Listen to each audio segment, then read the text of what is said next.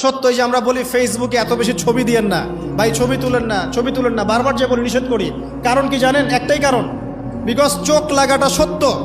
নবী সাল্লাল্লাহু আলাইহি ওয়াসাল্লাম বলেছেন ইন্না আইনাল হক, চোখের নজর সত্য। নবী করিম সাল্লাল্লাহু আলাইহি ওয়াসাল্লাম বলেছেন এটা সত্য, কারণ নবী করিম সাল্লাল্লাহু আলাইহি ওয়াসাল্লাম যা বলেছেন সাদাকাল্লাহু ওয়া সাদাকা রাসূলুহুল কারীম, নবী যা বলেছেন, আল্লাহ যা বলেছেন চিরায়ত সত্য, এর বাইরে কোনো সত্য আছে?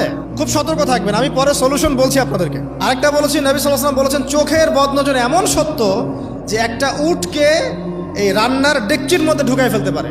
একজন সাহাবী গোসল করছিলেন, গোসল, এটা হাদিসে সহিহ, এই আলেম ওলামা যারা আছেন তারা জানেন যে এই হাদিসে সহিহ। একজন সাহাবী গোসল করছেন, তার গায়ের চামড়াটা খুব সুন্দর ছিল, একদম স্কিনটা অনেক সুন্দর থাকে না এমন কিছু মানুষ?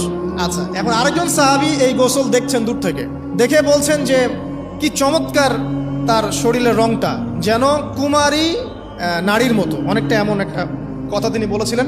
সাথে সাথে এই সাহাবী অজ্ঞান হয়ে পড়ে গেছে। কোন সাহাবী? যিনি গোসল করছিলেন। এটার আপনি কোনো ব্যাখ্যা দিতে পারবেন না তো, এখানে কোনো সায়েন্স দিয়ে বা মেডিকেল সায়েন্স দিয়ে আপনি কোনো ব্যাখ্যা করতে পারবেন না। একটা ব্যাখ্যা দিতে পারেন, কিন্তু কেন সেটা হলো সেটা আপনি অ্যান্সার খুঁজে পাবেন না। তো নবী সাল্লাল্লাহু আলাইহি ওয়াসাল্লামের কাছে নিয়ে যাওয়া হলো তাকে। তিনি বললেন যে এই ব্যক্তির ব্যাপারে কি কেউ ভালো মন্দ কিছু বলেছিল?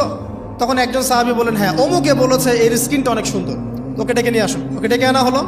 ডেকে আনার পর নবীজি তাকে অনেক শাসালেন, তোমরা তোমাদের ভাইদেরকে কি মেরে ফেলতে চাও? তখন এই সাহাবী তো অবাক, আমি আবার কখন মারতে চাইলাম ইয়া রাসূলুল্লাহ, আমি তো মারতে চাই নাই, আমি তো খালি বলেছি যে তার গায়ের রংটা অনেক সুন্দর। তখন তিনি বললেন কেন তুমি সুবহানাল্লাহ বললে না, কেন তুমি মাশাআল্লাহ বললে না? যখন মাশাআল্লাহ বলবেন, সুবহানাল্লাহ বলবেন, নজরটা লাগবে না। আর যখন আপনি মাশাআল্লাহ বলবেন না, সুবহানাল্লাহ বলবেন না, দেখবেন নজর লেগে গেছে। আপনি বিশ্বাস করেন ব্যবসা খুব ভালো চলছে, মানুষ বলল যে বাহ তোর তো ব্যবসা হেভি, লালে লাল শাহজালাল, ঠিক আছে, দেখবেন আপনার কেনা বেচা বন্ধ হয়ে গেছে। এরকম হবে, আমার কথাটা বিশ্বাস করেন।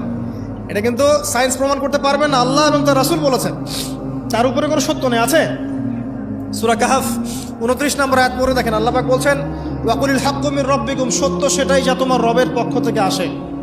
ফামান শাআ ফালইউমিন, যার ইচ্ছা হয় বিশ্বাস করুক, ওয়ামান শাআ ফালইয়াকফুর, যার ইচ্ছা হয় সে অস্বীকার করুক।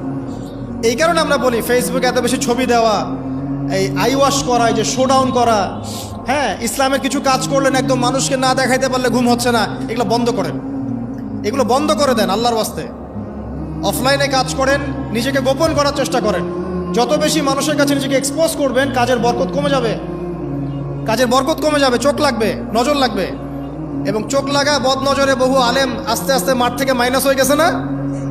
যায় নাই? এখন কি আলেমদের সংখ্যা বেশি না কম? যত দিন যাবে আলেমের সংখ্যা আরো কমে যাবে। নবীজি বলেছেন আলেমদের সংখ্যা কমতে থাকবে, মানুষ জাহেলদেরকে আলেম বানিয়ে